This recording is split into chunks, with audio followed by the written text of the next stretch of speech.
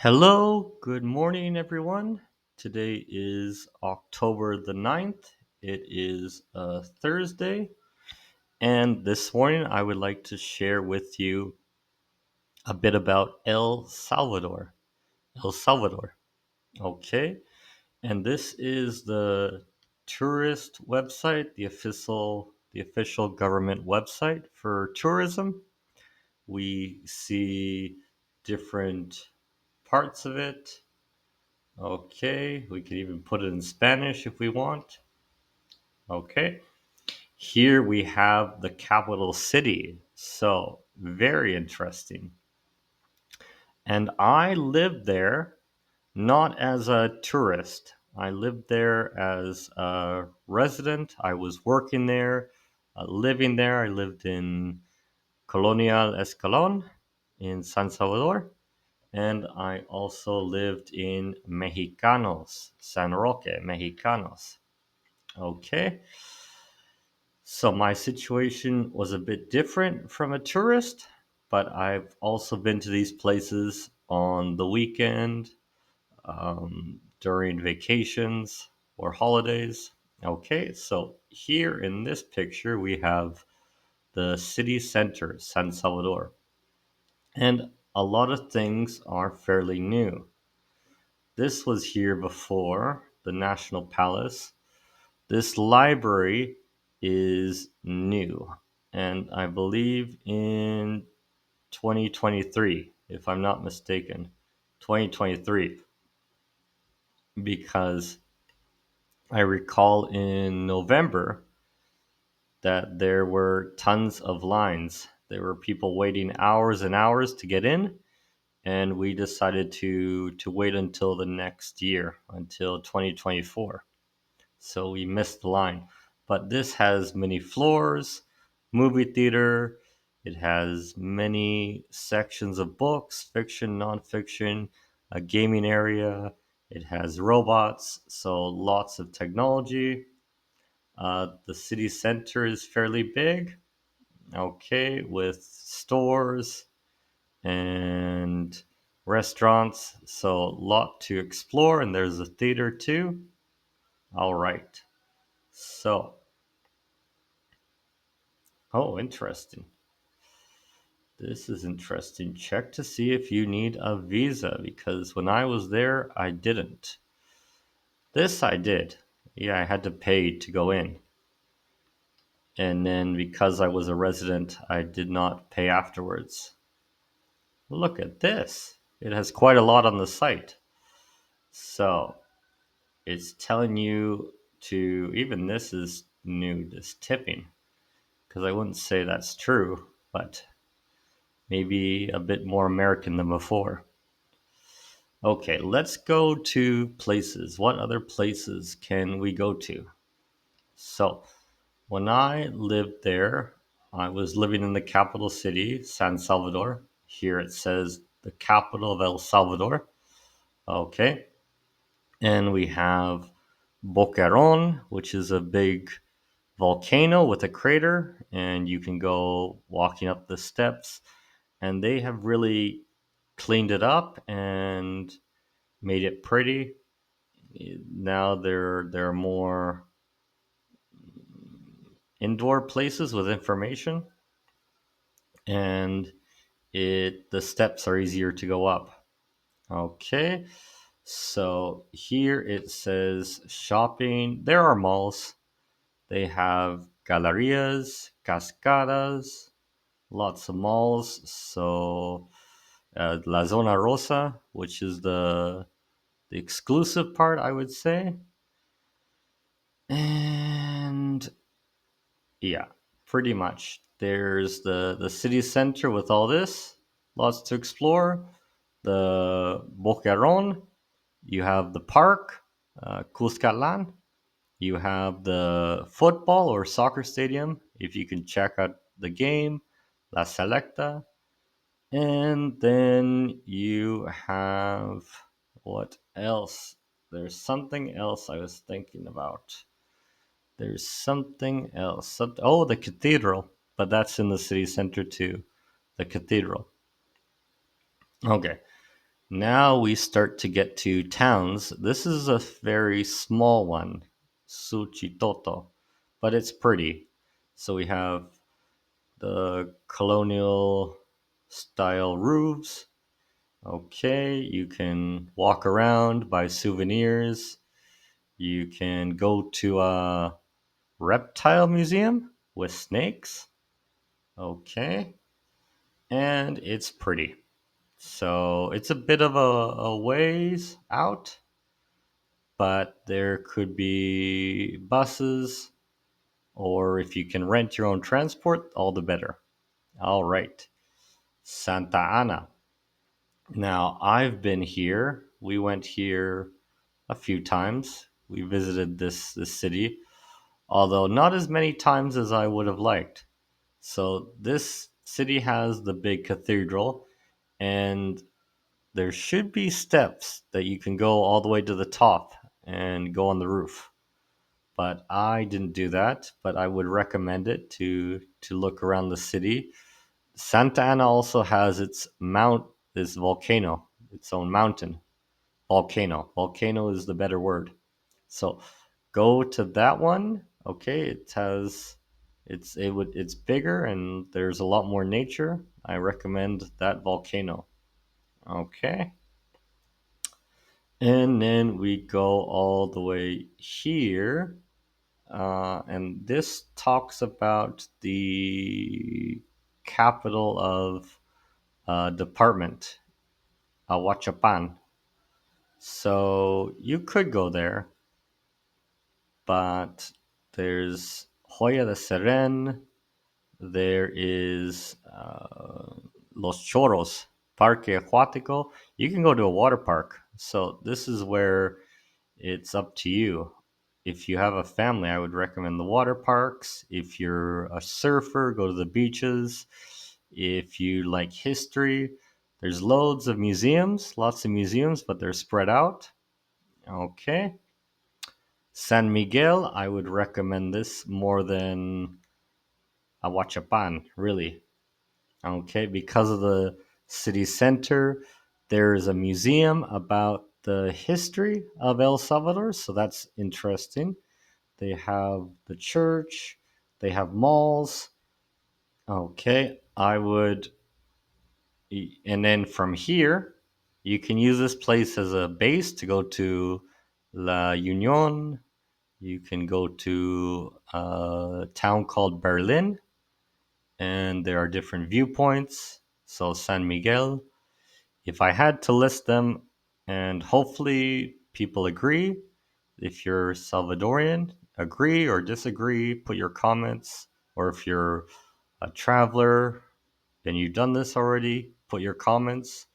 Okay, I would do the capital, San Salvador, and that makes the most sense if you're coming in by plane or bus or whatever, unless you use a small bus instead of the comfy ones. Okay, so San Salvador, then I would go to Santa Ana and then San Miguel. And then while you're in Santa Ana, I would go around. Okay, and then same thing with San Miguel. I would go around the city while you're in San Miguel to see what you can. And for the surf people, just stay in Surf City. Look at that, Surf City. Just stay there or go around Sonsonate. This is where my wife is from. It has a city center and some historic buildings.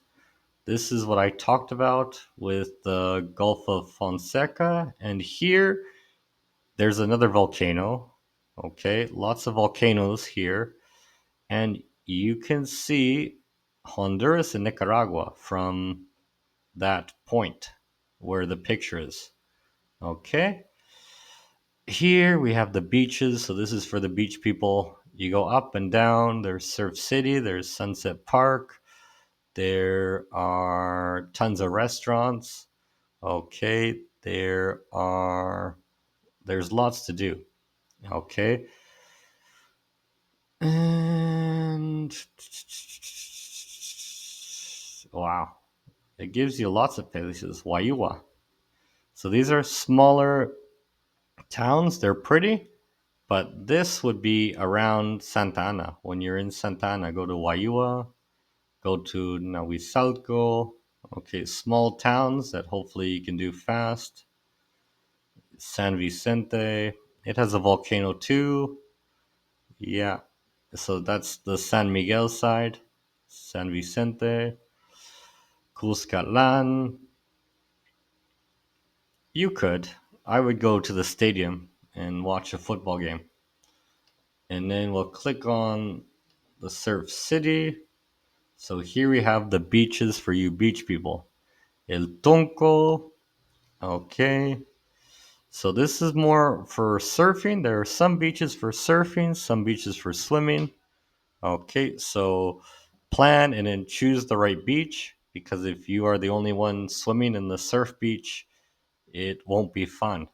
Okay, it's some beaches have rocks, some have sand, so be mindful. El Zonte. Okay. Punta Roca. There are lots of beaches. Costa del Sol. Los Cobanos, I went to this one. So this is a swimming beach in Sonsonate near Acajutla. So Acajutla is another uh, port town. You can see the big transport ships, okay, cargo ships, and you can eat at a restaurant. You can buy ice cream. You can walk around the town. There are parks for children. Acajutla. So I recommend Acajutla. You have Los Covanos. There are lots of places. And even in a small country like El Salvador, it's difficult to see everything, even if you have time. So I had 2 years, but then again, I was working and living. I was not a tourist for 2 years. I was living in the country.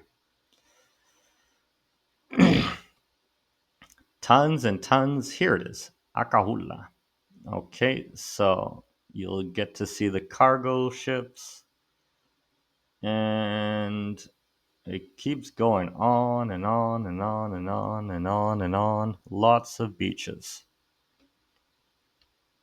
All right. Oh, well, one last thing before we stop. This is what I like. I'm more of a history, archaeology person instead of a beach. You have surf people, beach people. I am more of a museum history type of fellow person.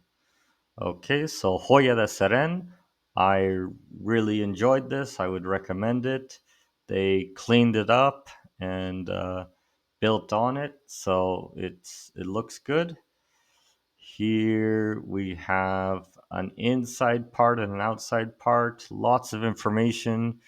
Very interesting. I would check it out. This one too, this is like going to pyramids, but they're smaller than the ones in Mexico. That's okay.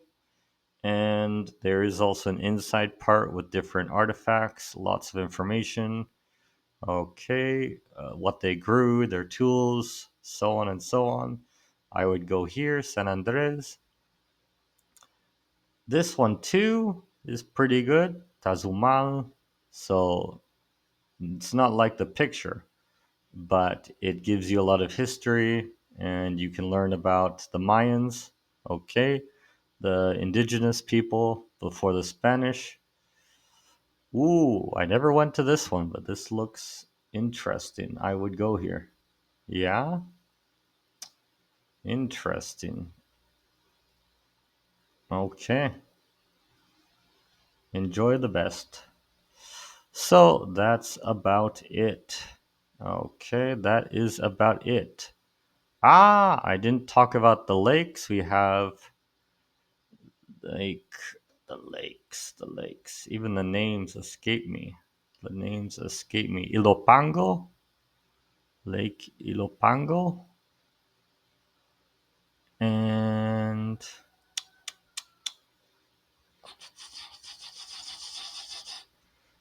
It's another lake in a volcano. Coatepeque. There it is, Coatepeque. So this is the big lake. You can't swim in this one. Ilopango, we did swim in it, even though it's not the cleanest, but we did swim in that lake. I would check to see if you can. Here it doesn't say swimming, and they recommended do not swim, but I would check about Ilopango. Cerro Verde. This is the Santa Ana. So here it's saying Cerro Verde, but I would call it Santa Ana. This is Santa Ana, and then here's Santa Ana. But Santa Ana has different volcanoes, and we just I call them Santa Ana, or we do. Okay. Then there's zip lining, tons of activities, loads to do. But something to keep in mind is that with more tourism, more people, the prices are going up. So the country is getting a bit more expensive. Okay. So when I was there, I worked here, I lived here, drove to work, I was in rush hour traffic. Okay. And I lived about half an hour away for the first year, and the second year, an hour away. But it took longer driving in traffic. And it is safe, secure, it is pretty easy to get around, and it's a small country to explore. But I would budget if you have limited resources and be aware that it has replaced Costa Rica, I would say. Unfortunately, I read the other day that Costa Rica is losing tourism, but that is the case. And what does that mean for the people living there? So this is all great for tourists, but the people living there, and then for me as well, things are more expensive. It's more difficult to get a house, get a car. Okay, life is more difficult, and then there are not enough supports for those living, paying taxes, contributing. So that is the sad side. I'm ending this video a bit sadly. Okay, it's a bit sad. Okay, here it says so you can have the best experience possible, but my experience was somewhat sad. Well, uh, completely disappointing at the end because it would have been nice to stay long term, but there was a lack of help from El Salvador, and then the work ended, and lots of circumstances and situations working together, and then making a situation terribly complicated. So that is why I am in Nicaragua now. That's a bit about my story, but my story isn't about tourism. I lived in the country, paid taxes, had a NEET. I went to government offices. Okay. But this is the tourism side. This is what you can do in El Salvador, and it is an option for you. So think about it. Go there. It could be an option instead of Europe or instead of Mexico. Okay, another option for you when you're planning a trip or a vacation with yourself, solo travel, or friends or family, any type of trip. There are many options here in El Salvador. Okay, thank you so much. Good morning and take care, everyone.